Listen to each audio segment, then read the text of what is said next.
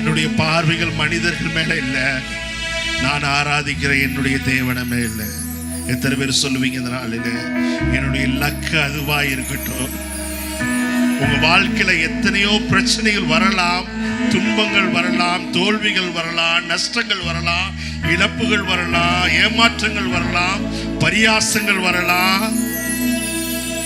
உங்க உள் மனசு கூட சொல்லலாம் நீ உனக்கு ஒன்றும் ஆகாதுன்ட்டு. கர்த்தர் உங்களை பார்த்து சொல்றார், என்னை நோக்கி பார்க்கிறவருடைய முகங்கள் பிரகாசிக்கப்படும். அவர்கள் அவரை நோக்கி பார்த்து பிரகாசம் அடைந்தார்கள், அவர்கள் முகங்கள் வெட்கப்பட்டு போவதில்லை.